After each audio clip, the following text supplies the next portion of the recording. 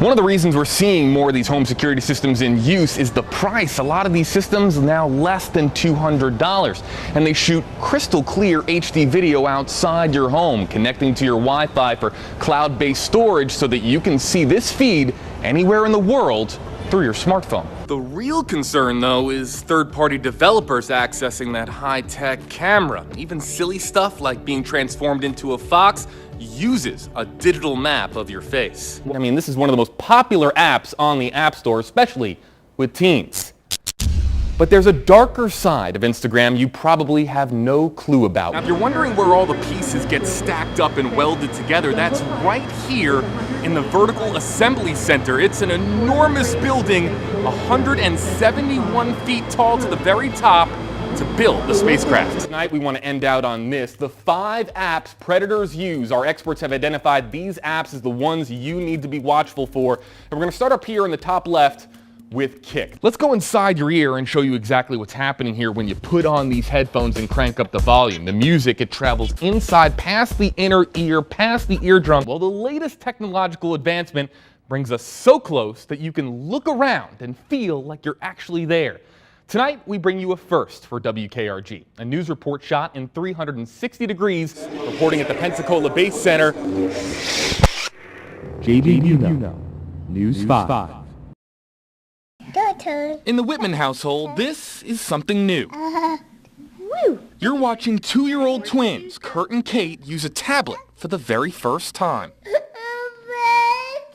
It went night-night. And this is the first time that tablet is being taken away. It amazes me how quickly they picked up on it. I guess you could say this is how many of us would feel if someone took our tablet or our phone away. That's because as a society, we're hooked on these devices, using them in our homes, our businesses, our schools, our cars, all day, every day, everywhere, at every age. Parents love it because their kids are quiet.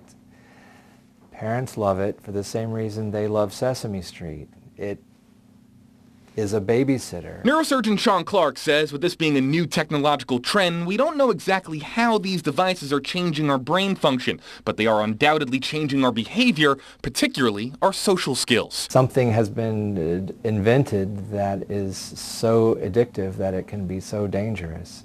And curiously, it's not a drug in the standard sense. For adults, it's less of a problem because our social aptitude is already developed. But for kids, the more they rely on these smart devices, the more likely it is their communication skills are being dumbed down and distorted. It would be a shame if we raised an entire generation of children who didn't know how to talk to each other. Teachers see it every day. They're glued to them. And when you try to control it, and when you take it away from them, oh, they throw a fit. And parents do too. It's like you can't really have a conversation with them because they're interested in something else. Donald McCann says trying to get his 15-year-old daughters off their phones usually becomes a war. And now he's waving the white flag. I kind of back away from it. I kind of leave it alone because it always turns into almost an argument, you know, and then I'm the bad guy. But Dr. Clark says giving kids tablets or phones isn't a bad move. Parents just have to respect the influence this technology can have on toddlers and teenagers alike by establishing strict limitations at an early age on how much these devices are used and what they're used for.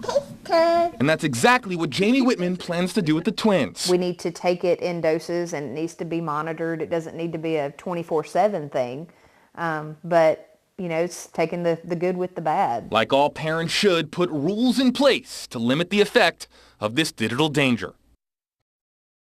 News 5's JB Biunno broke the story. He joins us live in the Web Center with more. Good morning, JB. Yeah, well, good morning, Devin. These prison inmates, they're using smartphones just like you and I use with a cell signal. They're watching YouTube, they're posting to their own Facebook pages, and they're video chatting with their family from inside the prison. And as we found out, in there's a black market for cell phones.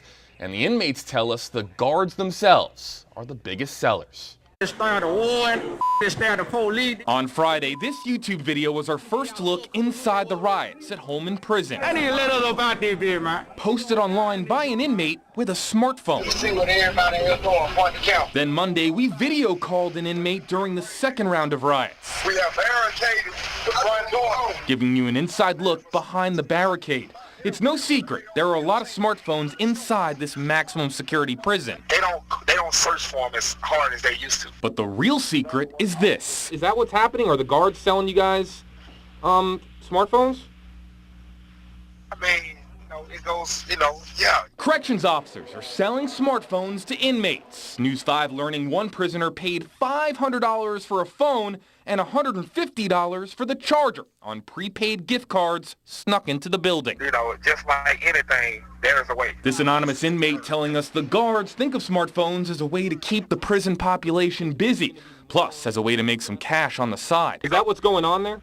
It's kind of like, yeah, this guy, they empathize. They empathize. They say, well, okay, I got a family at home, and you got a family that you want to talk to or whatever, and I can make me some money. It's like, for him, it's a win-win situation. For what it's worth, this inmate says they've mastered the art of hiding the phones, despite what the Department of Corrections has to say. We're constantly looking for any type of contraband, not just the cell phones. It's going down in these. In a prison that's seen 2 violent riots in 3 days, the inmates say smartphones can help deter future uprisings if allowed, or if the corrections officers continue to turn the other cheek.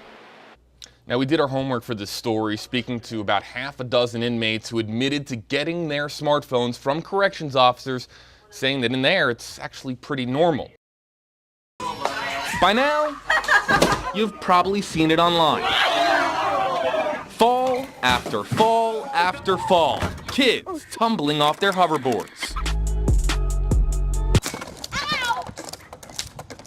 Yeah, sure, it might be a little bit funny, but the least funny part of the story isn't on Facebook or YouTube. It's right here. I guess I got a little cocky. I fell off of it. Meet 10-year-old Elliot Thompson, a 4th grader at St. Paul's, And I have a lot of other bruises like that. who has a fractured wrist from falling off his favorite Christmas gift, a hoverboard. It made me just go frontward, and then I did a roll. Elliot here is far from an anomaly. The orthopedic group in Mobile says as hoverboard popularity continues to skyrocket, so do visits to the ER. Well, we're seeing a lot of them. We're seeing back injuries and hand and wrist injuries also. Hand surgeon Thomas Barber didn't see a single hoverboard injury before Christmas of last year, but since then, he's seen several every single week. They lose their balance. They tend to, because of the way the hoverboard works, they tend to tilt back to gain their balance, and it's coming out from under them, and they're falling on their back, and so they're falling on their hand and wrist. But in school, hoverboards are cool, and Elliot says he'll keep on riding. In fact, believe it or not, he's already been back on his hoverboard, even with this painful reminder right on his arm. I think they're dangerous a little bit, but I think it's more fun. It's cooler than riding your bike, I can tell you that. And we hope that Elliot feels a whole lot better. I can tell you from doing research for this story, I've seen a lot of YouTube and Facebook videos of adults who try to get on hoverboards and they injure themselves and they fall, and you see the videos all online. And I spoke to doctors about that too as well, and they say that adults also have to be very cautious when it comes to riding these hoverboards, trying to be as cool as their kids. Yeah.